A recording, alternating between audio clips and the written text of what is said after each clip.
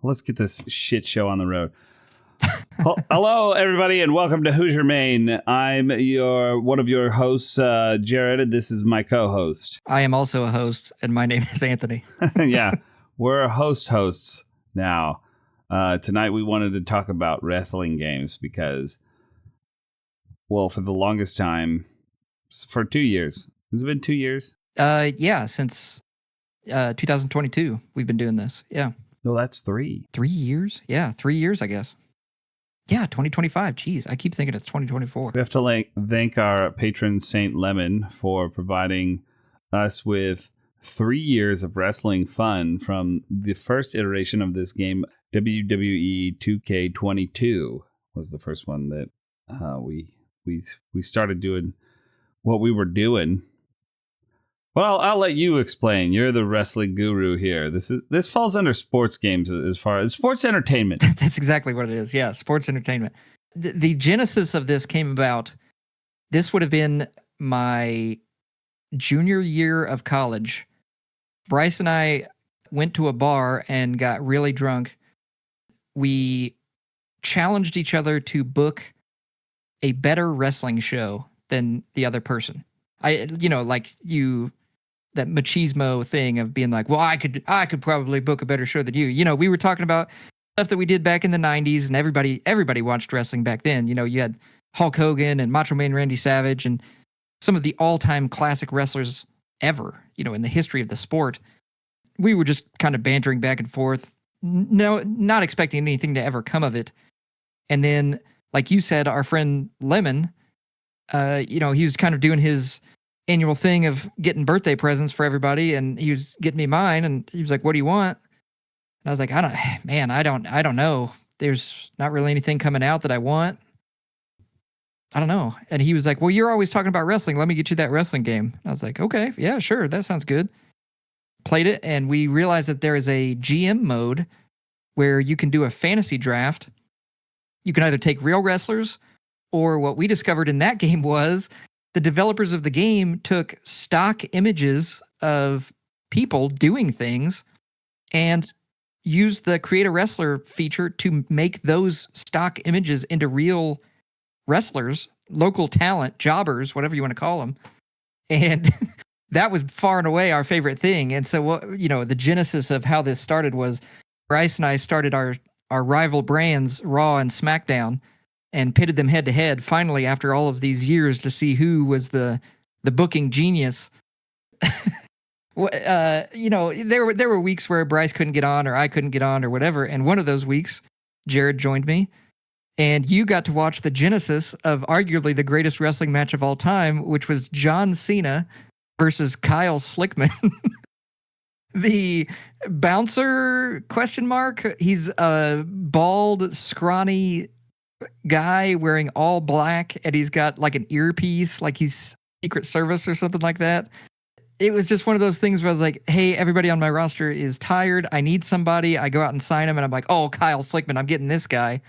He just gets absolutely destroyed by John Cena. I mean, beaten to a pulp. And when we do these, we don't play. We let the AI fight it out, and we just watch. And the John Cena absolutely destroyed him week after week after week. Well, John Cena starts getting tired, and eventually Kyle Slickman, it's his comeuppance. It's the blow-off match of the final match. It's week 5 of this feud. And, John Cena is like, hey man, you're on the rise, you're an up-and-comer. Why don't you take the belt? I'll let you go over tonight. And so they go to do the fight. And, it's a back and forth match. Every other match was completely squash. John Cena would come in and squash him in like 1 or 2 moves. This is a back and forth fight. You could tell Cena's tired. Slickman's fresh, and he's just throwing out bombs, hitting him back and forth. And then it's the end of the match. It's the crescendo of the match.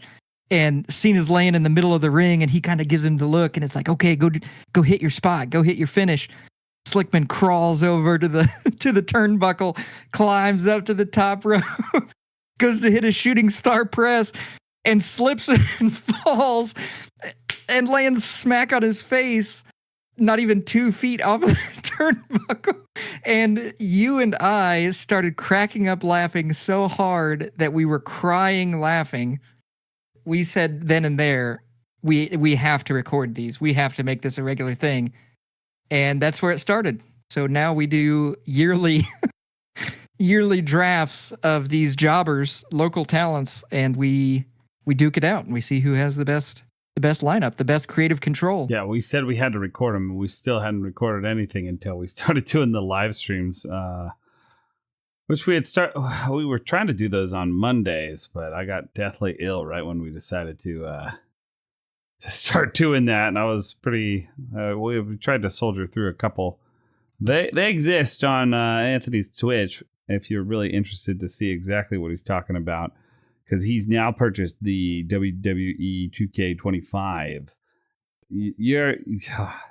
You folks don't know, if you've not watched these kind of matches before, watching the AI fight itself in the wrestling games is an incredible experience. It's just so fun. Of course, we use the jobbers. I think that makes it funnier, in my opinion. Watching the real wrestler characters, I think, is great, as long as you mix in those jobbers and then try to get those jobbers up to snuff. I think that's just so funny. Yeah, well, obviously the real wrestlers, they can do all of the moves. They obviously, some are better than others, and rightfully so. Some are champions, and some are mid-carders, and some of them are development talent and stuff like that. But there's a very clear difference between like a headliner talent and these local talents that we're talking about. I mean, they can barely even hit each other. There are times where they will throw a punch and whiff, and it's not even close. And you're just like, what are they looking at? Or my favorite thing, we call it going shopping. They constantly run out of the ring and try to grab weapons to even the odds, but they don't know how to use them. So they'll just throw the weapon across the ring and try to hit the other person with these weapons. And it's the funniest thing I've ever seen in my life. It's amazing. 10 out of 10, best game of all time. Those throws are so funny. Though that I'm pretty sure it was the 22 one that they could throw. Did you buy other versions, or you just had the 2, right? I believe we had 2K22, 2K23, and 2K. No, I think we might have skipped and gone 24 and 25. I think that's how it was. So it was 2K22, 2K24, and then obviously the newest one that we just got is 25. I didn't realize that you had gotten a second one, I guess. I don't know why I didn't realize that. But the second one that you got, whichever it was 23 or 24, I don't know. Or 22, it was 22, 23, 24, 25. Whatever. Whichever one you got for the second one where they could throw stuff was so funny. I mean, there was no physics. It would just fly straight across. So that when they would throw the chair, it would just go straight across whatever fucking plane that it was in. The XYZ axis didn't move. It just and oh my God, it was so funny. There are so many things about that game. Obviously, it's a very polished AAA sports game. But the things that they choose to update and work on are some of the silliest things of all time. Like you said, they added the ability to throw weapons. Nobody was asking for that. And they were just like, yeah, here you go. Now you can throw a kendo stick or a trash can at somebody. This past year, they added the ability to catch stuff. So if you throw it at somebody, they can catch it, and now they can use it, and they use it on you. There's chain wrestling is the thing that they call it now. And there's a clip on my Twitch of you and I crying, laughing of these 2 local talent women. Just they're trying to pin each other, but they're just rolling back and forth like alligator rolling, like oh, just going back and forth. It's so funny. I love it. It's some of the most like shut your brain off and have fun I think that you can have in any game. Those moments are so funny. Oh my God. The rolling back and forth with the fucking 2 characters from that. Oh my God. That was so funny. But, there's something to say about these kind of games. They're set in a realistic world, our world. But then where's the line? Where's the line that they should cross? Or maybe they should just move the goalposts around. Because I think that was one of the good things about the old games, the old wrestling games. Now, I don't have as an extensive history of playing wrestling games as you.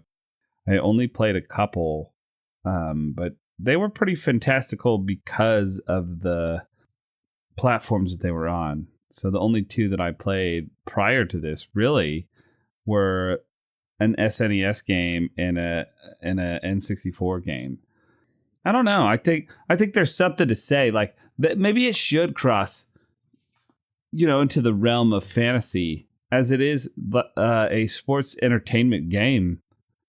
Maybe there should be two modes, like realistic mode and then just like fantastical mode, where the wrestlers can throw each other off of the most dangerous things and they get out real weapons and whack each other with them and stuff. And it could get really wacky, like giant oversized hammers that make fucking honk sounds when you hit people with them.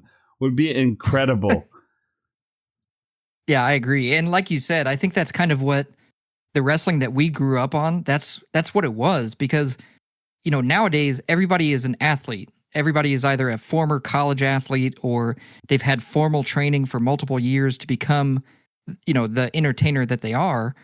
And so it's much more about being athletic, and a lot of the jokes and the fun of it is more soap opera style.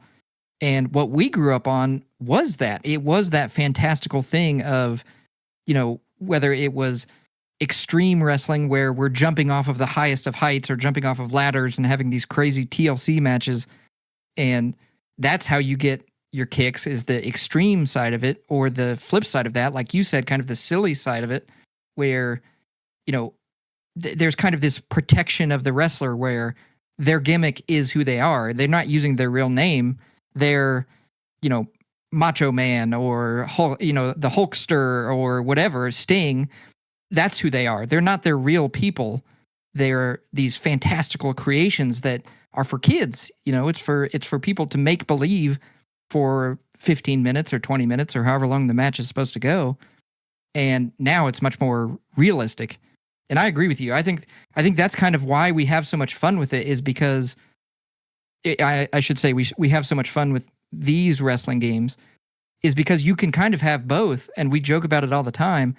The men's matches are obviously very subdued compared to the women's matches because the women just start beating the absolute tar out of each other. Like picking each other and throwing them out of the ring into tables, busting them open, climbing to the top rope and absolutely beating the crap out of each other. And we're sitting there stunned because we just watched the men's wrestling match and they do the same moves, but it doesn't look nearly as aggressive or fantastical. And you're right. I think when you turn it up to 11, it makes it a better product to watch. I love that. I love that. I love these games. I think we roll back in history here. Should we start at the beginning of wrestling games, or should we just back it up slowly to the history of the wrestling game? I think we start at the very beginning because that's kind of a good opportunity for us to build a foundation. Well, you set the pace, sir. Build a foundation. You see what I did there? There's one person on Earth who will get that reference. Yeah, but he's not going to listen. Well, he's anyway. Not going to. Hey, Bryce, if you're listening, thanks. I'll give you $20. I'll give you, yeah. If you hear this part, I'll give you $20. See, what it really is, the reason we have so much fun with it is because you and I love storytelling. We love playing Dungeons and Dragons and playing these role-playing games and stuff like that. We just got done playing Baldur's Gate, and we inserted our own characters into the story and basically spent 200 hours, role-playing as these characters. You and I love that aspect of these games where, all it is just a picture of a person. And we see that and we go, I'm going to book this person for 4 weeks and I've got a story to tell, And so to me, that's what I love about these games. And like you said, going all the way back to the very beginning, when, at least on the Sega Genesis side of things, I'll speak to what I played first, which was WWF Royal Rumble. And I think the fantastical nature of the game, everybody has their own custom soundtrack and their own song when you pick them. They have these really menacing pictures and they've got their like stats on the side and it would say like, where are you from? And it's like parts unknown. And it's like, oh, that's so cool. And it's like The Undertaker, where's he from? And it's like, nobody knows. And it's like, oh, that's so cool. And so to me, that's carried over into the current game by playing those older games when maybe, it's more sprite based and you can't tell a difference in the gameplay. Everybody has the same moves except for their finishers. So that's where I started, was on the Sega Genesis with WWF Royal Rumble. Now, I've gone back and looked at this when he brought this topic up. I went back and looked at the graphics in these other games, and the graphics in WWF Royal Rumble for the Sega Genesis, I think they looked awesome for the time. Those looked like real dudes to me. They looked like the wrestlers and had good sound effects. If you would have the audience in the background, it was basically like they took a fighting game and then added another axis to move around on, which was really fun. I didn't play this particular one, but in the same generation of consoles, I played a SNES game. What was it? It was, I have to look at the list because I don't know what it was called. What the hell was it called? I didn't write it down. I think yours was Super WrestleMania. My brothers might remember this better than me. I don't think I was as interested in wrestling as my younger brother Bryce was. I did like Hulk Hogan and Randy Savage. I thought they were fucking cool as fuck as a kid. I don't know. Those games are really fun. I love old pixel graphics, and they did an incredible job trying to bring it all in. But I love that you could do like ref bumps and stuff. We were talking about that a little bit before the podcast. I love that stuff. Those aspects of wrestling, the play of it, the soap opera where the ref is in on it. I didn't know that as a kid. I thought they were real efficient. Right. Yeah. I mean, and that's kind of what I was talking about before, the pageantry of it all, that the pomp and circumstance. You and I are on the exact same page of that. I love that. I think that is what makes that genre of sport so entertaining. And I call it a sport because it is, it requires a high amount of athleticism, and sure, the result is predetermined. And like you said, the ref is in on it, and the announcers are in on it and all of that stuff. It's still so crazy to see one guy pick another guy up and slam him onto the, it's like there's just a visceral reaction. It's the same as watching a movie or something like that, where there's like a stunt or, something like that, where you go, there's that side of your brain, the one side where it's like, oh, that had to hurt. And then there's that other side of your brain, maybe you don't, the scaredy cat side of your brain maybe doesn't have this, but it's like, I wonder if I could do that. I wonder if I could take a bump like that. Hey, when I was younger and I didn't hurt my back, I would definitely do a silly thing. I remember fighting. Well, it's a story for another time. I was about to tell stories about the lightsabers and beating the crap out of each other at 3 a.m. But, I don't know. It's like gymnastics, but they're doing it wrong on purpose. Exactly. It's definitely the sport. That's the sport part of it. But I was thinking about what you were saying earlier with like how we insert our characters into Baldur's Gate 3, or how we basically do WW 2K25, where we insert these character ideas. And I had this flashback to when I was a kid, where we would pick up toys and we would say, okay, say I'm holding like a Power Ranger toy, maybe it's a Blue Ranger or something, and I'm like, this is my guy, but he's not the Blue Ranger, and he's not Billy from Power Rangers. He's Steve, and he has ice powers that shoot out of these horns that are on his head, and then you're just like making up a character based on what's there. And that's pretty much and it's just this form of play that I'm just now realizing that we engage in, that not everybody engages in play like that. And I think about that, especially when I play games with my friends from XIV, just how we all differ and how we all play differently. And when we all are playing one game, everybody's doing like their own thing and playing differently. And I've just now had this epiphany about it. So absolutely. And I think, just like you would with a video game, you can absolutely pick out from the roster and say, that guy's my favorite. He has a cool look, or he has a cool gimmick, or I like his entrance music, or I like his finishing move, whatever it may be. You have a reason to, be invested in that. One of the greatest stories of all time. I can't remember the guy's name. I believe it's Jim Cornette said this, which is, the goal of wrestling is, let's say you're driving down on the side of the road and you see two guys fighting. the average person is going to look, but they might not stop. The goal of wrestling is to get you to stop, not only stop, but root for the little guy who's fighting against this bigger, stronger guy. And you're like, come on, man, you could do it. You could beat him. And then he does. He picks him up and slams him. And then he pins him and he wins. And now all of a sudden, not only are you stopping on the side of the road to watch these two guys fight, now you're rooting for the guy. You know what I mean? That is what the point of all of this is. Everybody has that primal urge to look at a train wreck. But like, who roots for the car? You know what I mean? Or who roots for the train? That's who you have to have that story as kind of like almost like as not a crutch, but certainly as something to elevate the action. Otherwise, like you said, it would just be gymnastics with somebody messing up and falling. And so the story behind it is what is the glue that really holds wrestling in the attention. It's certainly for me. I've had it since I was a little kid. I wanted to talk about the N64 wrestling game real bad. I think for a while now I've wanted to talk about it because that was the most wrestling game that I played. And it was specifically because there's a couple, I don't know how many wrestling games were on the 64, but I still had I kind of was interested in it. And Bryce had got this game. Once again, Bryce was the main wrestling guy in the house. He had the action figures. He watched it on TV. He would talk about it. He knew all the different sayings and such. But this one was the WCW versus NWO World Tour game. And the reason that I remember it so well was because you could get hit in the face so hard that blood would like bust out of your head. It would make a really loud sound. And there'd be blood. And you could unlock like old characters. Like, I mean, not old characters, but actual people. Like historical people, one being Muhammad Ali, but they called him like Joe Bruiser or something like that. They would always add those characters in, like Bruce Lee and Muhammad Ali and stuff like that, as unlockables in fighting games. I swear they would do this. Recognizable all-time fighters of all time.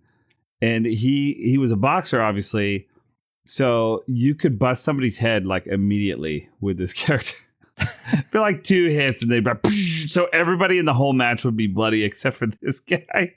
And we just thought that was, I remember laughing so much about that.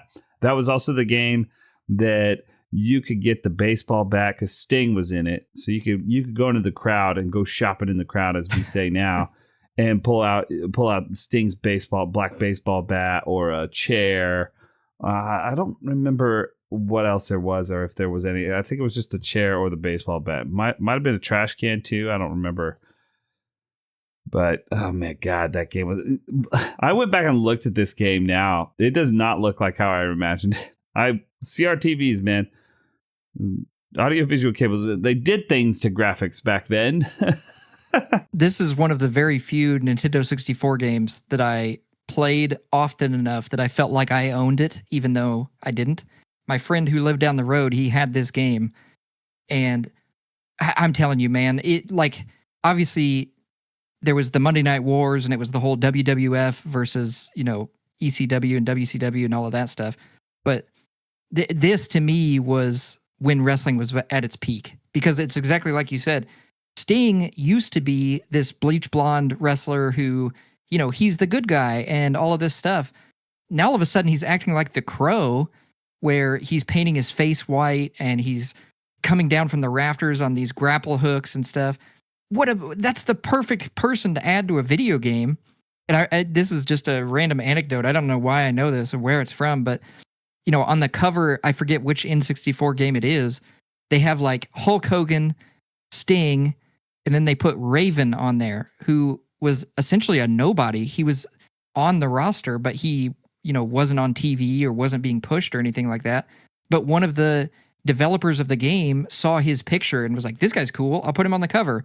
And then because he was on the cover of the video game, kids played the video game, and then they started wanting him to be pushed as a main eventer. So this guy who was a nobody got pushed into the main event scene and became like on the same page as Hulk Hogan and Sting because he was in a video game. And like that, to me, that's exactly what these games represent to me. It's just that idea of like, this was for us. This was our version of the wrestling game. The N64 games were cool and edgy and, the Sega Genesis games, those were for like our parents or for the generation, before us, where, you have those older wrestlers, Hacksaw Jim Duggan and Papa Shango. And, those are legends of wrestling, Macho Man Randy Savage and Hulk Hogan, obviously. Those are legends of wrestling, but that's not when we watched. We didn't watch when those guys were in their heyday.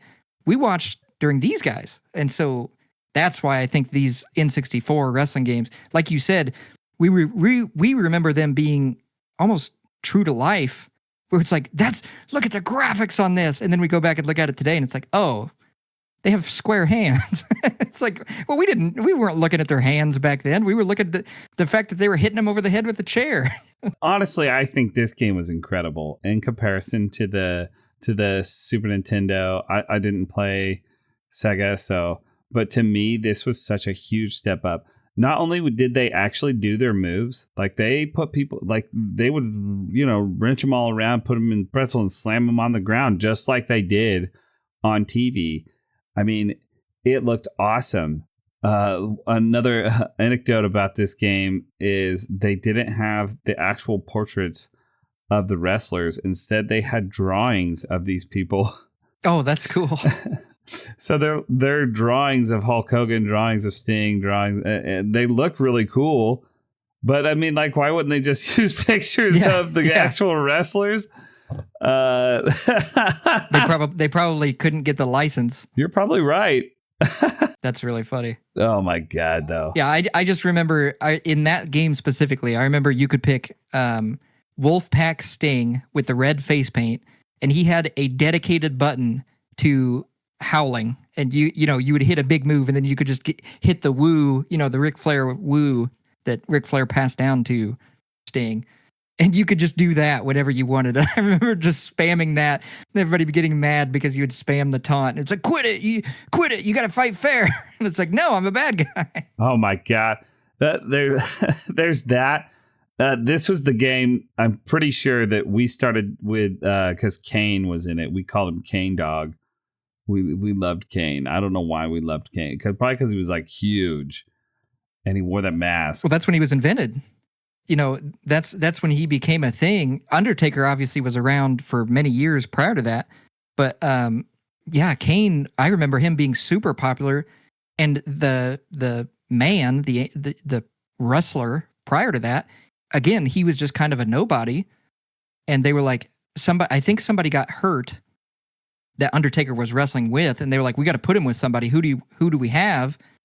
I think somebody just like in the writer's room just raised their hand, and they were like, hey, what if Undertaker had a brother? And he was like, all right, let's roll with it. You know what I mean? And like to us as kids, we believed it. We thought they really were brothers of destruction, and it's like, oh gosh, dang it. Now I can't think of his name. The manager for Undertaker and Kane, Paul Bearer, the greatest name of all time, Paul Bearer, came out, for like, and there was always so much buildup, so it would be like a month of buildup where Paul Bearer would come out and it'd be like, Undertaker, your brother's still alive and he's gonna bring you to hell, and it would just be a month of that, and you'd be like, what the heck, what's his brother gonna be? And then his brother shows up, and it's like this awesome music hits, and there's pyro, and then he's this big huge man, he's got an awesome costume, and it's like, oh, that dude's sick, he's my favorite. I remember it was really confusing because Rey Mysterio Jr.'s in that game, and he was wearing like a Spider-Man mask, and I just remember going, why the fuck is Spider-Man in this game? Like, it was so confused by that when I was a kid. And now looking back, we know who he is, and we know what was going on. And it was like, but it was confusing. Gosh dang, man. I remember he was one of my favorites as well. As a shorter statured person, every single feud he was ever in, the storyline was always like, well, how can Ray win? He's only like, I think he's like 5'4" in real life, 5'6", and everybody else is obviously larger than life, 6'5", 6'6". It's like, how can he win? And then he would just always have these amazing comebacks and win, and he was a good guy the entire time. He had like a 30-some year career, and he was a good guy the entire time. And yeah, I just remember those characters are burned in my brain as being some of the greatest wrestlers of all time. It was an awesome game. I'd love that game. I would probably play it now, but I have no idea how to play it. There's no memories like maybe if I was holding the controller, I don't know. I think, and like you said, my memory is hazy on this because I haven't played this game in almost, 25 years. I think there was a meter and your moves was based on how much, I want to say how much meter you had that determined the severity of your moves. I don't remember. For some reason that stuck in my mind that you had like a meter and that's how you did your finishing moves. Now that you're describing it, I don't think I ever knew how to play that game. I think I just jammed the buttons and had a good time.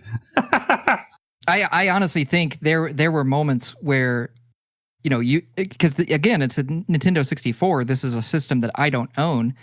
This is when button mashing was, you just mash the buttons and hope for the best. There would be entire matches where we would lock up and just throw each other into the ropes. And it's like, well, now what? I don't know. It's like, just make them run, I guess. Maybe they'll get tired.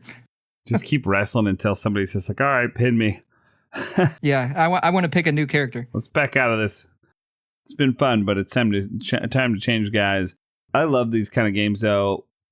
Like we were talking earlier about the make your own stories and stuff, and that was the big allure to me for the 2K25. I still want to pick that game up so I can make a bunch of wrestlers and then we can make them fight, because that's one of my favorite things to do is just make guys and just be like, oh yeah, I just put it. I thought that looked good. What do you think we should name him? I'm gonna come up with that, or maybe we won't. Who cares? I'm positive we've told the Soul Calibur 6 story before where, I thought you were the greatest, I'm the type of person who goes into training mode and I practice my combos, and if they do this, I'm going to do this. And I remember looking at the time spent in game, and you had doubled the amount of time spent in Soul Calibur that I had, and I was like, oh my gosh, he's going to be wiping the floor with me. He must be so good. And then we get into the first game and you have literally maxed out the create a character screen, whatever the hard cap was, 100 or whatever it was. And it was like, yeah, no, I haven't been practicing. I just spent the entire time making dudes. And honestly, that's what WWE has become, is just, they call them creator wrestlers, cause. And so it's just, show me your cause, show me your dudes. Even though I made 100 dudes, I still was a menace to you in that game. Let's not forget. That's 100% true. Yeah. No, I don't know what you want to call it. Like the peak of that game was you had countered one of my moves, parried one of my moves, and you and I both just kind of stood there for a second like, now what? No, I remember. Like, I ducked one of your moves. You went down to hit me low. I jumped that one, and then I ducked the next attack. And I was like, ha! And then you were like, you son of a bitch! And you started whacking the shit out of me. I was like, oh, yeah, wait a minute. Yeah, that was, we were getting to the point where we could dodge and duck and jump and block and guard break and parry. And we were getting pretty damn good, but we still got our ass kicked by Cyclops. Yeah, true. There were some very, very, very good players online. And I think maybe that's why these WWE games have caught on with our group, is because we've kind of moved away from that idea of, I want to get online and I want to play the very best in the world and I want to prove that I'm the very best in the world. Now we would much rather come together in kind of a cooperative way where, yes, I'm competing against you on the show where I'm trying to get more fans than you, but it's much more of a cooperative style of game where I'm not trying to beat you by being a better fighting game player than you. I'm trying to put on a show, and in doing so, I have to make sure that your brand is equal to mine so that when we meet together on those pay-per-views, those PLEs, it's a competitive fight. If I'm sending my best wrestler against your best wrestler, I don't want to squash you and make it seem like, well, I'm much better than you, and that was such a boring match. No, I want it to be a build-up. I want it to be this, battle of titans. And so they're almost, yes, we're competing, but there also needs to be this element of cooperation where it's like, hey, your show and my show, we want to see who's best, but we want to be 1A and 1B. It's funny to say our group. It's just me and you now. Well, true, yeah. He's referring to Bryce and Lemon joining us. We used to be a 4-man, and now we're down to just the 2 of us most nights. And I think that's why we're here recording this now. But there's something that happened. I feel like with my age is I don't feel that strong need to beat the shit out of my friends in video games, and I don't want to have my ass beat by my friends in video games. I like cooperative stuff. I like to work with folk, and like you said, the reason that we like WWE 2K25 or all the iterations of it is there's that collaborative gameplay style that's happening where we're all sitting together and having a good time. And I'm not trying to disparage if you have a good time playing fighting games against your friends and everybody's laughing and having a good time. It's just that I don't think it feels as good as it used to me. But I used to love fighting games. Absolutely. And I think the other part of that too, which is unique to this, I think we kind of stumbled upon a gym where we didn't even realize what we had when we were doing it. Like you said, your knowledge of wrestling is from when you were a kid. You haven't watched any of the new stuff. Obviously, I've gotten you into it and you've started watching some of the new stuff. But, some of the names of the people on the roster, you don't know who they are. Well, we even the playing field instantly by saying, okay, well, we're not going to use the roster. We're using these made up people. So, it doesn't matter that I have Cora Cut and you have Carolina Reaper. Those names don't mean anything. They mean something because we've built those stories up. We've put these women on a pedestal and said, these are the greatest wrestlers in our respective, programs, and we're going to watch them fight it out, And so it doesn't matter that you don't know who the current Universal Champion is. We've made our own Universal Champion. It doesn't matter that you don't know that your brand NXT 2.0, it doesn't matter that you don't know what that is, or SmackDown or anything like that. Those things don't matter because we've made them into what we want them to be. We've used our storytelling to elevate those to the needs of our gaming situation. I really want to take it to the Blood Bowl. Folks, when we played Blood Bowl 2, Anthony, well, I think we've already said this in previous episodes. If you're just joining us, Blood Bowl 2 was a game that we played, and I'm not going to go into all the details. No. You do your version of my rant. No, I'm not. Whoa, no. So for those who don't know, no, you got to do it. You got to do it. For those of you that don't know, yeah, there you go. No. We had to build these teams. It was a football game. You build teams, and Anthony here was like, look, if you're going to play this game, the rules are you have to name your characters, all the football players on your team, you have to give them names, and it has to be within a theme, all under one house of your team. And I really want to apply that to this game. Only you have to make wrestlers, and I have to make wrestlers. I don't know how many wrestlers we would have to make that so it's 100% our own show. But oh my God, that would be an incredible. It would take forever to set up. I feel like hours of setup just so we could be like, oh yeah, what did you think of the design on this guy, huh? I would love that. That's the artist in me. See, but like again, that's where the handshake happens. Where like in Blood Bowl, you don't care about American football. You wouldn't want to sit down and play me in Madden in the same way that I wouldn't want to play you in Madden, because it's like you said, it's not fun to go up against each other and beat each other and be like, well, I know more about football than you do. It's like, okay, but when it's Blood Bowl and you kill my rat ogre and you get to have that moment of triumph where it's like, I did it. I beat the biggest guy on the field with my guys, and not only are they my guys, I made those guys. Nobody else has that team. Sure, somebody else is probably playing an orc team, or somebody else might be playing an undead team, but that is your team in our league that we made, and we were following it like it was sports. We were checking the stats on the other teams. We were checking in on the other team's games and commenting on them and, narrating them and saying while the games were happening, like, oh, can't believe that guy's down. He's injured. That's going to affect the standings, And so I agree with you. I think if we could put together two separate, completely unique shows where we don't even use the local talents, you and I have to make a 100%, OC Do Not Steal show, I would love that.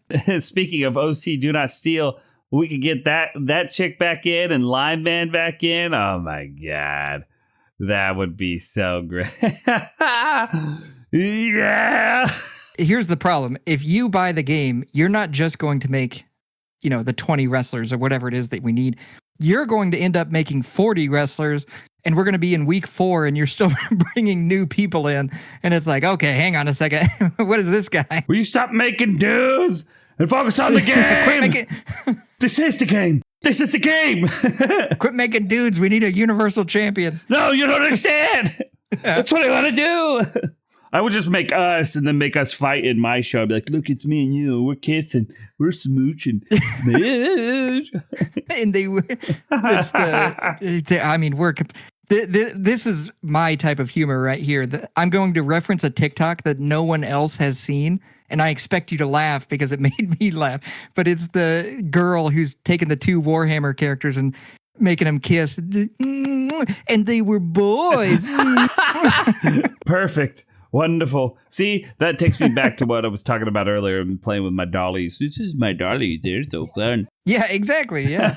I made them myself. I think that's the beauty of when you and I play games together is that, and this goes all the way back to, like I was saying before, about D&D and all of that stuff, which is you and I have an incredible ability to, I don't know if it's shut our brains off or turn on like goblin mode or whatever you want to call it, where like I'm right there with you. Like if you were to make us and you made us fight, I would get mad if my guy lost in character, and then I would make you on my show and make you lose. Like, well, here, perfect example on my character that I made in the game.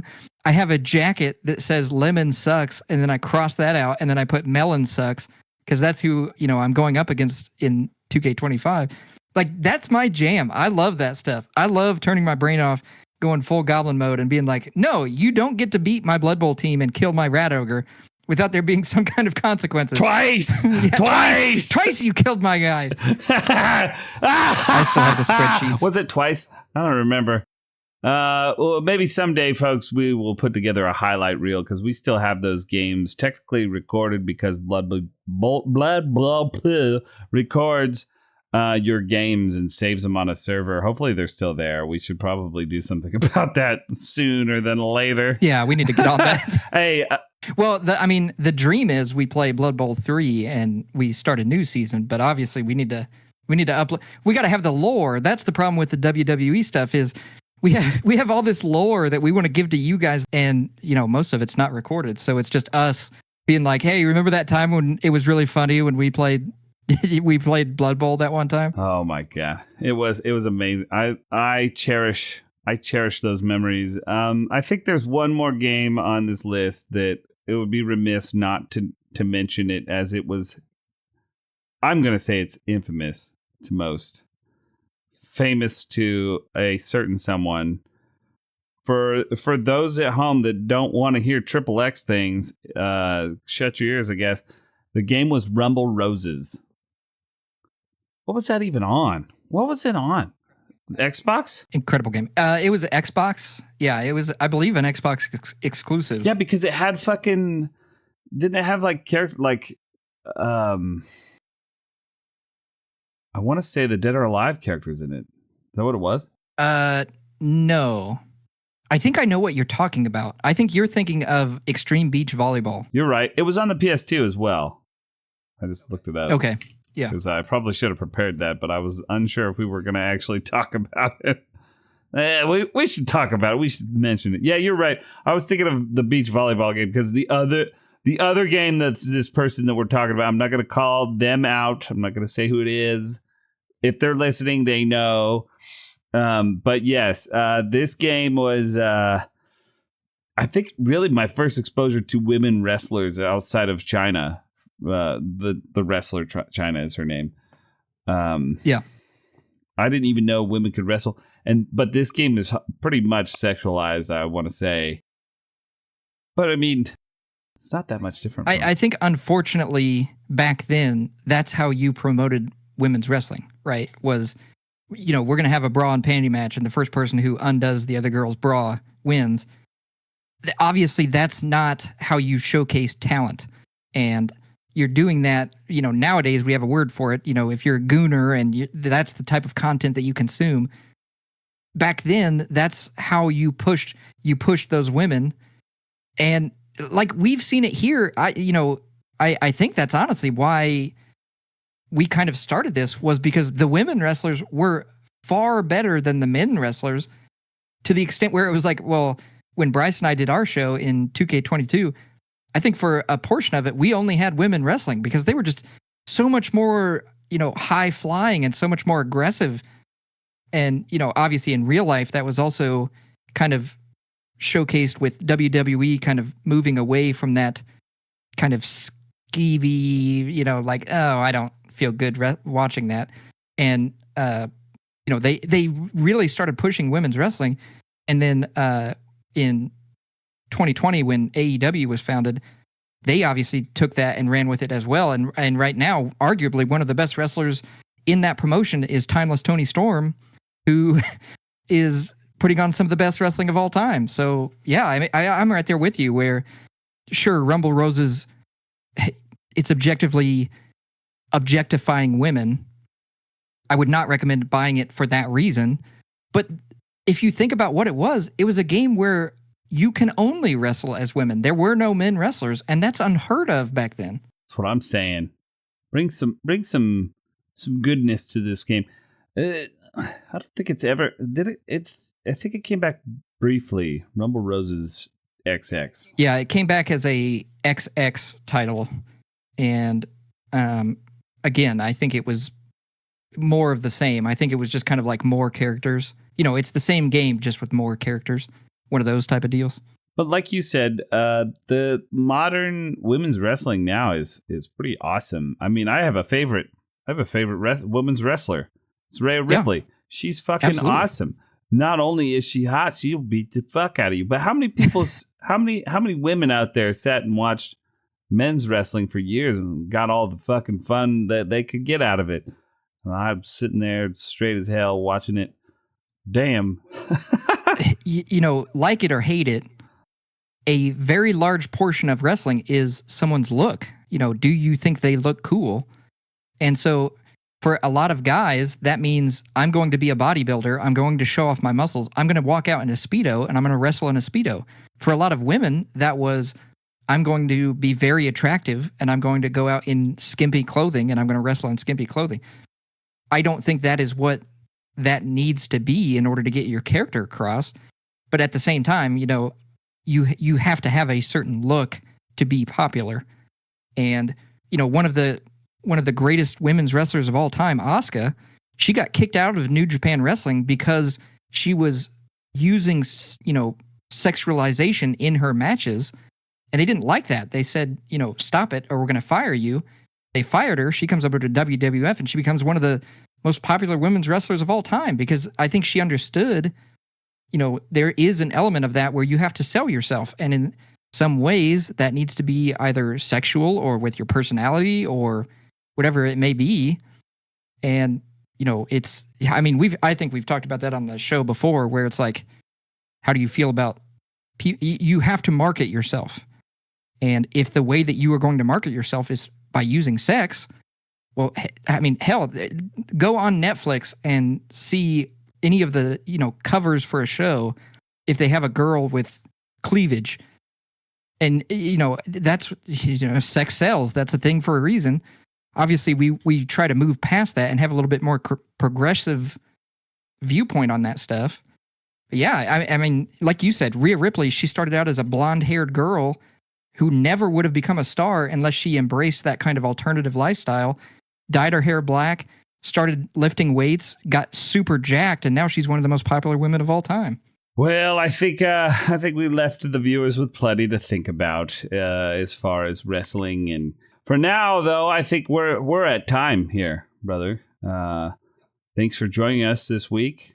Hopefully you'll go and play some wrestling games, because we were talking about them. Or watch us if we're streaming it. You should watch it. It's really fun. Here's your call to action. Join us. Yeah, it's a 4-person league. Join us. Don't forget to like, comment, and subscribe.